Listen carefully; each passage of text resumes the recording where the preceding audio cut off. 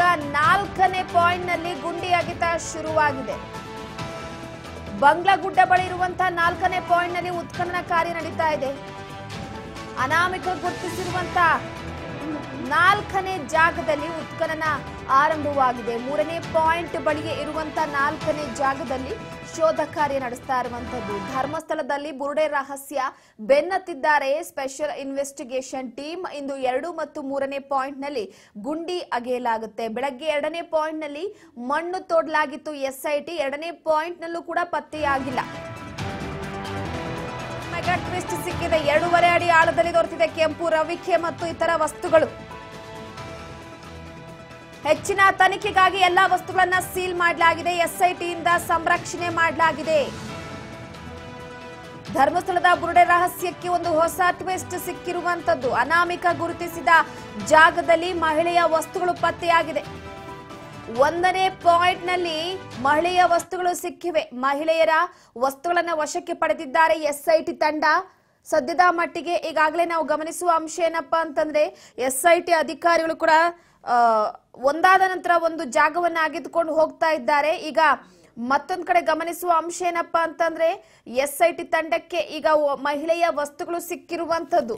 ಆ ವಿಚಾರಕ್ಕೆ ಸಂಬಂಧಪಟ್ಟಂತೆ ನೋಡಿ ಕೆಲವೊಂದಿಷ್ಟು ಹೆಸರನ್ನ ಈಗಾಗಲೇ ನೋಟ್ ಮಾಡ್ಕೊಳ್ಳಲಾಗಿದೆ. ಯಾಕಂದ್ರೆ ಸದ್ಯದ ಮಟ್ಟಿಗೆ ಸಾಕಷ್ಟು ಅದೇ ಊರಿನಲ್ಲಿ ಯಾರು ಹಿಂದೆ ಮುಂದೆ ಇಲ್ಲದಂತವರನ್ನ ಸಾಕಷ್ಟು ಜನರ ಹೆಸರನ್ನ ಕೂಡ ಹಾಕೊಳ್ಳಲಾಗಿದೆ. ಈಗ ಅಲ್ಲಿ ಇರುವಂತದ್ದು 2009ರಲ್ಲಿ ಕಾಣೆಯಾಗಿದ್ದಂತಹ ಹಾಗೆ 2009ರಲ್ಲಿ ಸ್ಥಳೀಯರ ಮೃತದೇಹಗಳಾಗಿರ್ಬೋದು ಅಥವಾ ಬೇರೆ ಸಾಕಷ್ಟು ಜನರ ಹೆಸರಿನ ವಿಚಾರವಾಗಿ ಉಜಿರೆಯ ಲಲಿತಾ ನಗರ ಎಂಬಲ್ಲಿ ಕುಮಾರಿ ಶ್ರುತಿ ಅವರ ಒಂದು ಮೃತದೇಹ ಸಿಕ್ಕಿರುತ್ತೆ. ಅದಾದ ನಂತರ ಧರ್ಮಸ್ಥಳದ ಗಂಗೋತ್ರಿ ವಸತಿ ಗೃಹದ ಶ್ರೀಲಕ್ಷ್ಮಿ ಅವರು ಸಾವನ್ನಪ್ಪಿರ್ತಾರೆ. ಸೊ ಈ ಹಿನ್ನೆಲೆಯಲ್ಲಿ ನೋಡುವಂತದ್ದಾದ್ರೆ ಸದ್ಯದ ಮಟ್ಟಿಗೆ ಒಂದು ಕಡೆ ಈಗಾಗಲೇ ಕೆಲವೊಂದಿಷ್ಟು ವಿಚಾರಕ್ಕೆ ಸಂಬಂಧಪಟ್ಟಂತೆ ಈ ಒಂದು ವಸ್ತುಗಳನ್ನ ವಶಪಡಿಸಿಕೊಳ್ಳಲಾಗಿದೆ.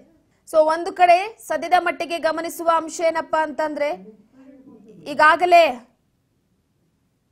ಎಸ್ಐಟಿ ಅಧಿಕಾರಿಗಳು ಬಹಳ ಗಂಭೀರವಾಗಿ ಪಡೆದುಕೊಂಡಿದ್ದಾರೆ. ಅನಾಮಿಕ ವ್ಯಕ್ತಿಯ ಮಾತನ್ನ ನಂಬಿಕೊಂಡು ಸರ್ಕಾರ ಕೂಡ ಎಸ್ಐಟಿಯನ್ನ ರಚನೆ ಮಾಡಿದೆ. ಸೊ ಹಾಗಾಗಿ ಧರ್ಮಸ್ಥಳದ ಸಾಮೂಹಿಕ ಅಂತ್ಯಕ್ರಿಯೆ ಪ್ರಕರಣದ ತನಿಖೆ ನಡೆಸ್ತಾ ಇರುವಂತಹ ವಿಶೇಷ ತನಿಖಾ ತಂಡ ಅಗೆದಂತಹ ಮೊದಲ ಸ್ಥಳದಲ್ಲಿ ಸದ್ಯಕ್ಕೆ ಕೆಂಪು ರವಿಕೆ, ಸ್ವಯಂ ಚಾಲಿತ tailor machine, ATM card, PAN card, bag ಮತ್ತು ಇತರ ಸಾಮಗ್ರಿಗಳು ಪತ್ತೆಯಾಗಿವೆ. ಈ ವಸ್ತುಗಳನ್ನ ಹೆಚ್ಚು ತನಿಖೆಗೋಸ್ಕರ ಸೀಸ್ ಮಾಡಲಾಗಿದೆ. ಸೊ ಹಾಗಾಗಿ ಅದನ್ನ ತೆಗೆದುಕೊಂಡು ಹೋಗಿ ಅದರ ವಿಚಾರಣೆಯನ್ನ ಕೂಡ ಪಡೆಯಲಿದ್ದಾರೆ. ಸೊ ಎಲ್ಲೋ ಒಂದು ಕಡೆ ಈಗ ಹಂತ ಹಂತವಾಗಿ ಪೊಲೀಸ್ ಮಹಾನಿರ್ದೇಶಕ ಪ್ರಣಬ್ ಮೊಹಂತಿ ನೇತೃತ್ವದ ಎಸ್ಐಟಿ ಅಸ್ಥಿಪಂಜರದ ಅವಶೇಷಗಳು ಅಥವಾ ದೇಹಗಳನ್ನು ಹೊರತೆಗೆಯೋದಕ್ಕೆ ಉತ್ಖನನವನ್ನ ಪ್ರಾರಂಭ ಮಾಡಿದ್ದಾಗಿದೆ. ಎಸ್ಐಟಿ ಧರ್ಮಸ್ಥಳದ ಸ್ನಾನಘಟ್ಟ, ನೇತ್ರಾವತಿ ನದಿಯ ದಡದಲ್ಲಿ ಒಟ್ಟು 15 ಸ್ಥಳಗಳಲ್ಲಿ 13 ಮತ್ತು ಮುಖ್ಯ ರಸ್ತೆಯ ಬಳಿಯ ಮತ್ತೊಂದು ಸ್ಥಳವನ್ನ ಗುರುತಿಸಿದೆ. ಸಾಕ್ಷಿ ದೂರುದಾರರು 15 ಸ್ಥಳಗಳನ್ನ ಆತ ತೋರಿಸಿರುವಂತದ್ದು. ಹಾಗಾಗಿ ಸದ್ಯದ ಮಟ್ಟಿಗೆ ಇನ್ವೆಸ್ಟಿಗೇಷನ್ ಅನ್ನ ನಡೆಸ್ತಾ ಇದ್ದು ಆ ಸ್ಪಾಟ್ ಗುರುತು ಮಾಡಿದ ನಂತರ ಅಗೆಯುವ ಕಾರ್ಯ ಕೂಡ ಆರಂಭವಾಗಿತ್ತು. ಈಗ 13 ಜಾಗದಲ್ಲಿ 4ನೇ ಸ್ಥಳವನ್ನ ಅಗೆಯಲಾಗ್ತಾ ಇದೆ. ಮೂಲಗಳು ಹೇಳುವಂತೆ ಕೆಂಪು ರವಿಕೆ ಮತ್ತು ಇತರ ವಸ್ತುಗಳು ಏನು 2.5 ಅಡಿ ಆಳದಲ್ಲಿ ಕಂಡು ಬಂದಿದ್ದ ಆ ಒಂದು ಉತ್ಖನನದ ಸಂದರ್ಭದಲ್ಲಿ ಮೊದಲ ಸ್ಥಳದಲ್ಲಿ 8 ಅಡಿ 6 ಅಡಿ ಆಳದವರೆಗೆ ಅಗೆದಿದೆ. ಸೊ ಕಾರ್ಡ್ ಒಂದರಲ್ಲಿ ಲಕ್ಷ್ಮಿ ಎನ್ನುವಂತ ಹೆಸರು ಪತ್ತೆಯಾಗಿದೆ. ಹಾಗಾಗಿ ಅಗೆಯುವಿಕೆಯನ್ನ ಪ್ರಾರಂಭ ಮಾಡಿದ್ದಾರೆ.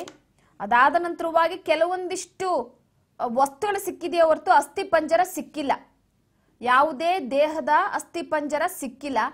ಹಾಗಾಗಿ ಸದ್ಯದ ಮಟ್ಟಿಗೆ ಬೇರೆ ಜಾಗದಲ್ಲಿ ಅಗೆಯೋದಕ್ಕೆ ಮುಂದಾಗಿರುವಂತದ್ದು. ಸೊ ಇನ್ನು ಅದಾದ ನಂತರವಾಗಿ ದಾಖಲೆಯ ಪ್ರಕಾರ ಲಕ್ಷ್ಮಿ ಎಂಬ ಮಹಿಳೆ 2009ರಲ್ಲಿ ಧರ್ಮಸ್ಥಳದ ಗಂಗೋತ್ರಿ ಅತಿಥಿ ಗೃಹದಲ್ಲಿ ಆತ್ಮಹತ್ಯೆಯನ್ನ ಮಾಡಿಕೊಂಡಿದ್ರು ಅಂತ ಹೇಳಲಾಗಿದೆ. ಆದಾಗ್ಯೂ ವಶಪಡಿಸಿಕೊಂಡಂತ ಕಾರ್ಡ್ನಲ್ಲಿ ಲಕ್ಷ್ಮಿ ಎಂಬ ಹೆಸರಿನ ಯಾವುದೇ ವ್ಯಕ್ತಿ ಕೂಡ ಸೇರಿರಬಹುದು ಅಂತ ಹೇಳಲಾಗ್ತಾ ಇದೆ. ನಿರ್ದಿಷ್ಟವಾಗಿ ಅವರೇ ಅಂತ ಹೇಳೋದಕ್ಕೆ ಸಾಧ್ಯವಿಲ್ಲ ಅಂತ ಕೂಡ ಹೇಳ್ತಾ ಇದೆ.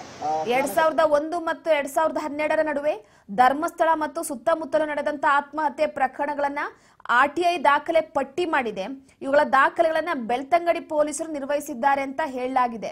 ಸೊ ಹಾಗಾಗಿ ಸ್ಥಳೀಯ ಪೊಲೀಸರ ನೆರವಿನಿಂದಲೂ ಕೂಡ ಹಾಗೆ ಸ್ಥಳೀಯ ಪೊಲೀಸರ ಮಾಹಿತಿಯಿಂದ ಕೆಲವೊಂದಿಷ್ಟು ವಿಚಾರಗಳನ್ನ ಬಯಲು ಮಾಡಲಾಗ್ತಾ ಇದೆ.